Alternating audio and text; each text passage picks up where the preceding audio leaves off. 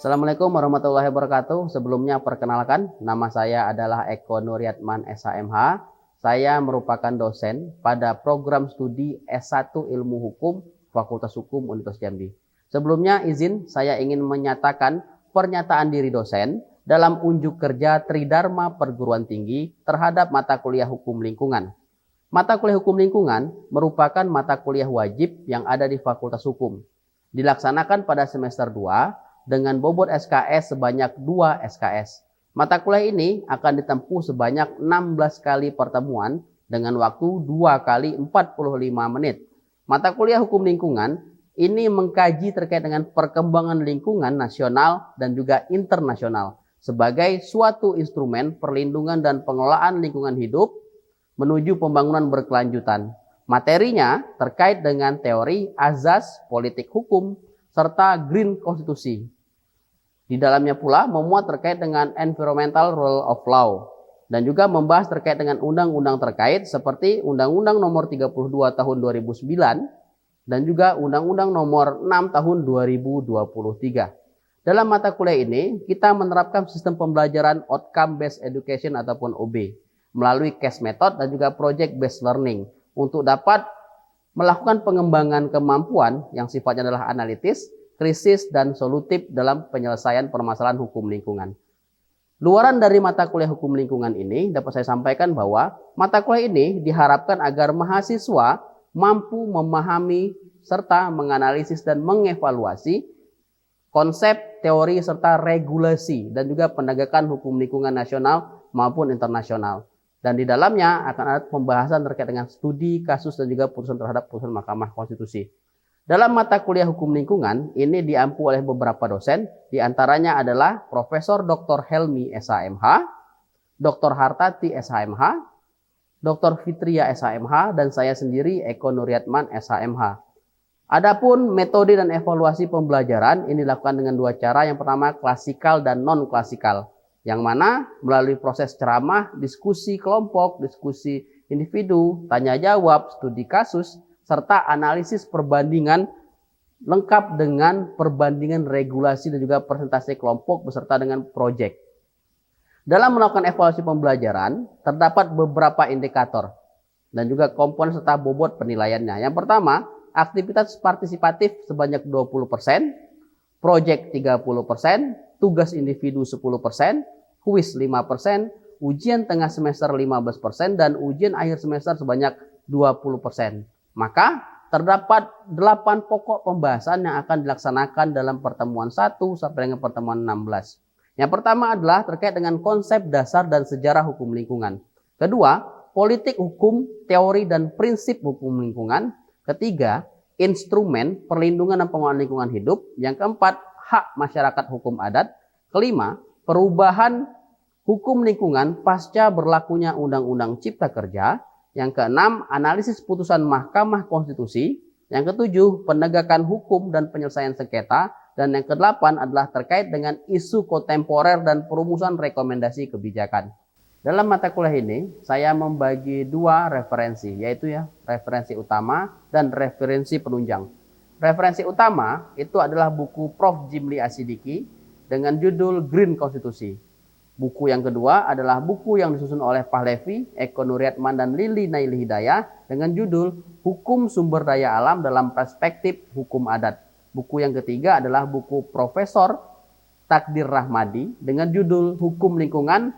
Buku yang keempat adalah buku yang disusun oleh Prof. Maria Sri Wulan Sumarjono dengan judul Tanah dalam Perspektif Hak Ekonomi, Sosial, dan Budaya. Serta buku yang kelima adalah buku yang disusun oleh Dr. Wilson dengan judul Hukum Lingkungan, Studi Pendekatan Sejarah Hukum Lingkungan. Beserta untuk referensi penunjang, saya menganjurkan buku-buku terkait dengan hukum lingkungan lainnya, peraturan perundang-undangan, dan juga jurnal terkait dengan hukum lingkungan, baik jurnal nasional maupun jurnal internasional. Dalam melaksanakan perkuliahan, kita akan mematuhi beberapa rambu-rambu yang sudah ditetapkan oleh universitas maupun fakultas. Yang pertama adalah berpakaian dengan sopan. Yang kedua, toleransi keterlambatan adalah sebanyak 10 menit pada mata kuliah ini. Dan juga saya tidak membenarkan segala macam bentuk kecurangan akademik seperti titip presensi, plagiat dan juga lain sebagainya. Baiklah, Bapak Ibu semua, demikian pernyataan diri dosen dalam unjuk kerja Tridharma Perguruan Tinggi terhadap mata kuliah hukum lingkungan ini. Saya sampaikan, saya akhiri dengan wassalamualaikum warahmatullahi wabarakatuh. Bismillahirrahmanirrahim. Assalamualaikum warahmatullahi wabarakatuh. Waalaikumsalam warahmatullahi wabarakatuh. Oke, selamat pagi semua. Pagi, Pagi ya. Karena ini masih pagi, suaranya masih kuat. Udah sarapan ya? Hah? Sudah sarapan ya? Sudah, Pak. Sudah ya. Oke, kalau sudah sarapan ya. Nah, baiklah kawan-kawan, mahasiswa semua ya. Kita kembali lagi, ya kan, kayak penyiar televisi ya. Ya, kita kembali lagi di dalam mata kuliah hukum lingkungan ya, yang mana dalam mata kuliah hukum lingkungan ini ya kita sudah masuk ke sesi kelima ya. Sesi kelima ini kita sesuai dengan rencana pembelajaran semester ya, kita akan membahas terkait dengan hak masyarakat adat ya di dalam akses mengelola lingkungan hidup. Nah, maka seperti tradisi ataupun pengalaman-pengalaman sebelumnya, sebelum kita masuk ya ke dalam sesi mata kuliah kita pada hari ini tentang hak masyarakat adat, saya ingin mendengar ya kan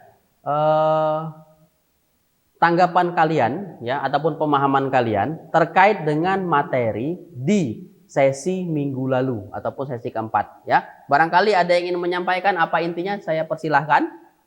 Ada? Nah, kita ladies dulu ya. Nah, ladies dulu lah. Siapa yang merah silakan, nama NIM-nya supaya saya bisa catat keaktifannya di kelas ya. Silakan. Baik Pak, izin sebelumnya perkenalkan, nama saya Berliana Putri Hadisungkowo dengan NIM B1123204. Oke. Baik Pak, izin memberikan pemahaman saya terkait materi minggu lalu, di mana saya telah mencatat inti-intinya, yaitu asas perlindungan lingkungan hidup merupakan landasan filosofis, yuridis, dan etis dalam penyelenggaraan pelindungan dan pengelolaan lingkungan hidup.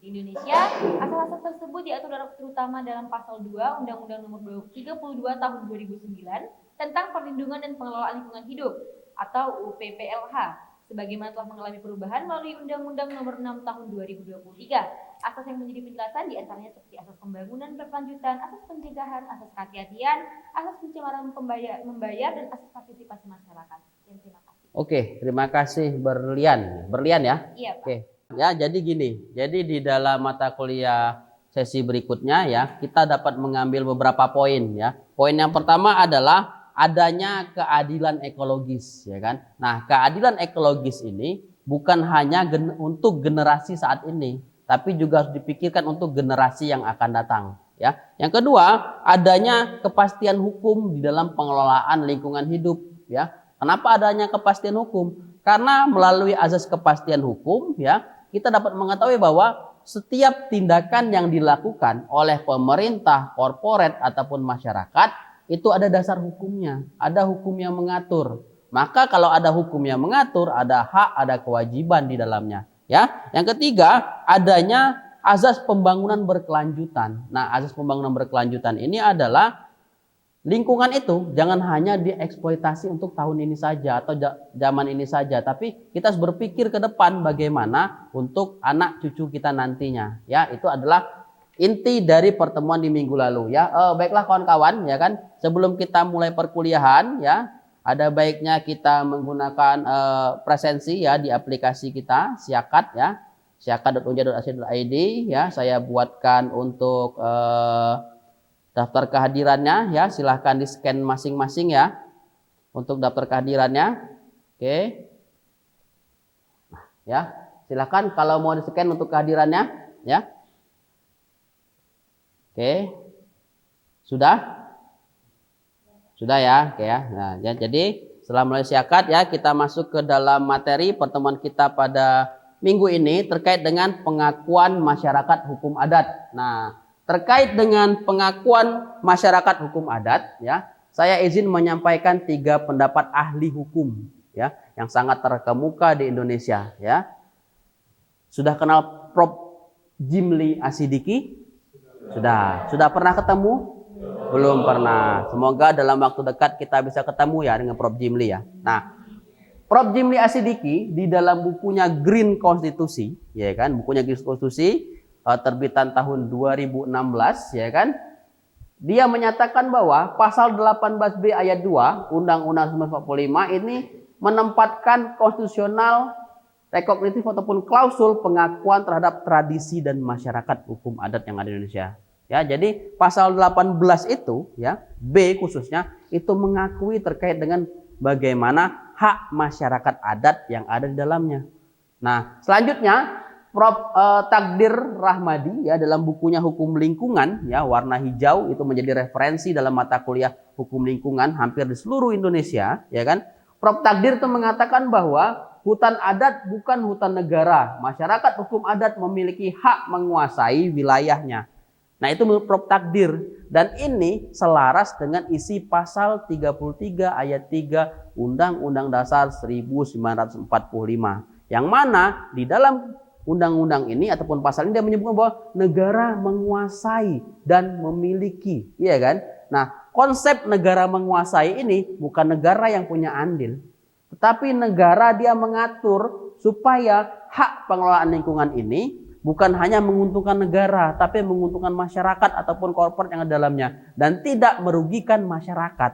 Ya, selanjutnya Prof. Satibjo Raharjo dalam bukunya Hukum dan Perubahan Sosial itu mengatakan bahwa hukum itu harus hidup dalam masyarakat. Hukum adat adalah bagian dari hukum yang hidup. Nah, ya di beberapa waktu yang lalu ya kita sama-sama mengetahui bahwa salah satu dosen Fakultas Hukum Universitas Jambi ya, Pak Denny ya, dia mengangkat disertasi terkait dengan pidana adat ya kan. Dia mengangkat disertasi tentang pidana adat. Nah, ini membuktikan bahwa hukum lingkungan terkait dengan masyarakat adat aspeknya bukan hanya pengakuannya saja administrasi, tetapi ternyata ada aspek perdata, aspek pidana, ya kan, terkait dengan ganti rugi dan lain-lain, ya kan, terkait dengan sanksi, aspek hukum internasional terkait adanya ratifikasi terhadap masyarakat adat yang ada di Indonesia dan juga luar negeri, ya kan, dan juga dari segi hukum tata negara kita harus mengetahui bahwa masyarakat adat yang pertama itu ya konsepnya adalah dia memiliki komunitas yang masih hidup. Komunitasnya ada. Ya kan, Provinsi Jambi ada masyarakat adat Talang Mama, ada masyarakat adat Suwo-Suwo, ada masyarakat adat suku Anak Dalam, ya kan? Ada masyarakat adat yang ada di Kabupaten Kerinci, Sorolangun, dan masyarakat adat yang ada di Kabupaten Merangin ataupun masyarakat adat Serampas. Ya kan? Ini memperlihatkan bahwa apa? Masyarakat adat itu dia harus memiliki komunitas. Selain dia punya komunitas yang masih hidup, dia punya kelembagaannya. Ya, ada ketua adatnya. Kalau suku Anak Dalam itu namanya apa ya? Suku Anak Dalam punya kepala adat ya, namanya apa? Kepala suku ya. Istilah lainnya apa? Yang dari Sorolangun apa istilah lainnya kira-kira? Hah? Ketua adatnya itu. Hah? Nggak ada yang ini ya? Ya. Jadi dia punya kepala suku, ya kan? Habis itu dia ada hukum yang mengatur, ada wilayah adatnya ditetapkan melalui peraturan daerah ataupun undang-undang. Tapi sampai dengan saat ini ya terkait dengan undang-undang masyarakat hukum adat kita belum punya nih undang-undangnya.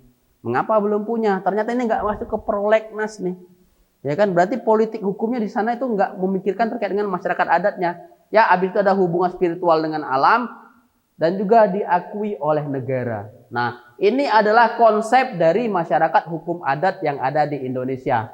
Nah jadi secara konstitusi ya negara kita itu mengakui ada di pasal 18B, pasal 28I ayat 3 ya, 28H ayat 1 sama pasal 33 ayat 3 ya dan juga ada di pasal 33 ayat 4. Nah, konsep ini diterjemahkan kembali ya kan. Jadi kalau konstitusi itu di dalam Undang-Undang 12 tahun 2011 tentang hierarki pembentukan peraturan perundang-undangan, setelah konstitusi undang-undang dasar maka akan ada yang namanya undang-undang. Nah, di dalam undang-undang kita lihat bahwa ada dalam undang-undang PPLH ataupun undang-undang 32 tahun 2009 tentang pengelolaan perlindungan lingkungan hidup. Di pasal 1 angka 30 dia berbicara mengenai kearifan lokal. Ya kan? Ada kearifan lokal yang terus dilakukan oleh masyarakat ya. Selanjutnya ada di pasal 65 sampai dengan pasal 67 ya. Itu adalah terkait dengan pengakuan masyarakat hukum adat yang ada dalam undang-undang PPLH. Nah, kawan-kawan ya, saya izin untuk dapat memberikan memberikan gambaran terkait dengan praktek empiris ya dalam masyarakat ya. Nah, sini saya ingin memperlihatkan kepada kawan-kawan bahwa ya ada sebuah, ini adalah hasil riset ya. Ini adalah hasil riset ya yang saya lakukan dan tim ya terkait dengan politik hukum lingkungan. Ya kan, ini kan kita kembali lagi ya. Jadi dalam artikel ini ya, kami menyimpulkan bahwa terdapat politik hukum ya yang mempengaruhi penguasa sehingga tidak memprioritaskan undang-undang terkait dengan masyarakat adat ini tadi. Ya, kenapa nggak diprioritaskan? Ternyata ada politik hukumnya. Ya, ternyata nggak ada hak ekonomi dan lain-lain di dalamnya salah satunya. Ya, dan juga ya pemerintah melalui kebijakannya sama-sama kita ketahui bahwa ada Undang-Undang Nomor 6 Tahun 2023 tentang apa? Ayo, Undang-Undang Nomor 6 Tahun 2023 yang di demo kemarin banyak-banyak itu. Yang katanya, oh ini undang-undang cilaka ini. Undang-undang apa ya 6 tahun 2023? Undang-undang Cipta Kerja. Ya, jadi ada Undang-Undang Nomor 6 tahun 2023 tentang Undang-Undang Cipta Kerja. Yang mana undang-undang ini pada intinya itu adalah mempercepat arus investasi yang ada di Indonesia. Dikarenakan dia mempercepat arus investasi yang ada di Indonesia, sehingga masyarakat adat, masyarakat lokal itu banyak yang terasingkan, banyak yang tersingkir. Ya, nah kenapa saya bilang dapat tersingkir tadi ya? Ternyata ya setelah artikel tadi ya sebelum itu saya juga sudah ada lakukan riset ya. Saya paparkan hasil riset ya kepada kawan-kawan karena ini merupakan hasil riset yang mutakhir ya. Saya lihat ya hasil risetnya itu dipublikasi pada jurnal substantif Justice International Journal of Law ya. Itu pada Scopus Q2 ya, pada Q2 ya. Kita lihat dulu nih apa judul artikelnya ya. Nah, artikel ini ya kami susun ya bersama dengan tim ya, yang mana ini diketuai oleh Ibu Rosmida ya. Ibu Rosmida saya ya, ada Bu Rika Lestari dari Universitas Riau, Pak Wahyu Nugroho dan Bu Merisa ya. Di dalam artikel ini kami membahas mengenai de facto exploitation dan juga sustainable ya justice in certificate land ownership ya with strategy energy areas. Nah, di mana di dalam artikel ini ternyata setelah kami temukan hasilnya adalah masyarakat adat, masyarakat lokal ataupun masyarakat secara umum ya itu tersingkirkan dikarenakan adanya proyek strategis nasional ataupun PSN. Ya kan? Nah, ini menjadi bumerang untuk masyarakat adat. Mengapa menjadi bumerang? Ternyata untuk masyarakat-masyarakat adat yang belum dilindungi, yang belum diakui dalam peraturan daerah, dia akan tersingkir sendiri nih. Ya, di dalam masyarakatnya. Ya, apalagi kemarin kalau kita lihat ya, masyarakat-masyarakat lokal yang ada di daerah Kenali ya kan, ditetapkan oleh negara pertamanya sebagai zona merah. Ya kan? Nah, ini kita juga melihat nih. Ternyata proyek strategis nasional itu juga bisa mengenyampingkan hal-hal lainnya yang ada di dalamnya ya. Nah, di dalam artikel ini ya itu sudah cukup kami bahas bersama dengan Ibu Rosmi dan juga kolega bahwasanya proyek strategis nasional yang digawangi dengan Undang-Undang Nomor 6 Tahun 2023 itu bisa mengenyampingkan kepentingan yang lainnya ya. Nah, selain dua artikel ini ya ada satu artikel lagi yang secara khusus ya ini membahas mengenai hak masyarakat adat ya. Itu adalah artikel ya yang disusun ya, yang disusun oleh masih tentang saya ya. Ini ya, yang disusun oleh Pak Pahlevi, Eko Nuriatman, Ibu Lili, Ibu Rika lagi dari Universitas Riau ya, bersama dua teman kami ya dari negara tetangga ya, yaitu Walid dan juga Mas Khalid ya kan. Yang mana kami membahas mengenai harmonisasi of customer law and investment policy in Indonesia Indigenous Natural Resource Government. Nah, riset ini ya hadir dikarenakan adanya pengakuan terhadap masyarakat adat Talang Mama dan masyarakat adat yang ada di Kabupaten Sorolangun. Ya kan? Kami meriset bahwa masyarakat-masyarakat yang dilindungi melalui peraturan daerah ya ataupun yang sudah diratifikasi peraturan internasionalnya ya dalam FPIC ya, itu sudah memperkuat bahwasanya masyarakat adat ini sudah diakui nih secara regional. Jadi kalau dia ada permasalahan, ya konstitusi hukumnya lebih kuat. Kenapa? Karena dia tadi sudah diakui oleh negara, ya, dia sudah diakui oleh negara. Kita lihat ya, yang pertama komunitas masih hidup, ya, kelembagaan adatnya ada, hukum adatnya ada, wilayahnya sudah ditentukan dalam peraturan daerah, ya, habis itu ada hubungan spiritual dan juga diakui oleh negara. Nah, negara ini mengakuinya adalah melalui peraturan daerah tadi. Ya, jadi, nah berdasarkan ya 3 riset yang sudah saya dan tim lakukan ini ya, baik dari segi politik hukum terkait dengan undang-undang lingkungan hidup, ya kan, masyarakat yang terasingkan dikarenakan adanya proyek strategis nasional dan juga adanya ya harmonisasi pengaturan terkait dengan investasi ya, yang mana banyak sekali korban-korbannya adalah masyarakat adat. Nah, ini juga menjadi hal yang patut kita lakukan riset berikutnya ya. Nah, maka dari itu saya menyarankan kepada mahasiswa dari semua sisi nih, ada yang pidana ya, ada yang perdata, ada HTN ya, ada HAN, ada internasional ya. Coba deh kita angkat isu-isu yang seksi seperti ini. Mengapa saya bilang seksi? Karena jurnal-jurnal internasional itu sangat senang nih isu-isu kedaerahan, isu-isu lokal, ya kan? Nah, mengapa nggak kita angkat? Karena cukup sedikit mahasiswa di Fakultas Hukum yang mengangkat skripsi tentang hak masyarakat adat, cukup sedikit ya. Nah, itu juga menjadi patokan untuk kita semua. Nah, kita lihat kembali ya kawan-kawan bahwa bahwa hak masyarakat itu yang diberikan di dalam peraturan perundang-undangan ataupun peraturan daerah ya, karena undang-undangnya belum ada nih, peraturan daerah ya. Yang pertama, daerah sudah menetapkan adanya hak ulayat bagi masyarakat ya. Yang kedua, adanya hak atas informasi dan pengetahuan tradisional. Yang ketiga, adanya hak partisipasi. Kita lihat bahwa masyarakat adat contohnya yang ada di Kabupaten Tebo ya, Talang Mama, mereka sudah punya KTP, mereka sudah bisa milih gubernur, bupati, presiden, MPR dan MPR RI. Ya kan, mereka sudah punya hak itu tuh. Hak budaya dan juga hak identitas dan juga ada hak akses atas keadilan, ya. Jadi mereka punya hak untuk mengelola sumber daya alam, mengelola lingkungan yang ada di dalamnya. Nah, maka prinsip dalam pentingnya dalam hak perlindungan hak masyarakat hukum adat ini ya, yang pertama harus adanya pengakuan tadi seperti yang disampaikan ya, yang kedua adanya penghormatan, perlindungan, partisipasi dan juga adanya persetujuan dari pemerintah terhadap masyarakat adat ini ya. Kita tidak ingin lagi melihat bahwa adanya masyarakat adat yang ya dikesampingkan karena ada proyek strategis nasional, tidak didata, belum dilindungi melalui peraturan perundang-undangan ya. Nah, maka ya saya menyarankan bahwa dalam perkuliahan ini ya kita lihat bahwa adanya pembentukan undang-undang masyarakat hukum adat ini harus didorong nih, ya kan? Setelah kita lihat hampir 15 tahun tidak ada dibuat oleh pemerintah terkait dengan undang-undang masyarakat adat. Padahal konstitusi sudah menggariskannya. Ya, nah baiklah kawan-kawan ya, saya rasa cukup sekian ya kan pertemuan kita pada minggu ini. Maka saya ingin membuka satu sesi ya terkait dengan barangkali ada yang ingin ditanyakan oleh kawan-kawan. Saya persilahkan, barangkali siapa? Yang belakang siapa? Namanya dan NIM-nya sebutkan ya. Baik, perkenalkan saya Anissa Putri Salsabila dengan NIM B1A12334.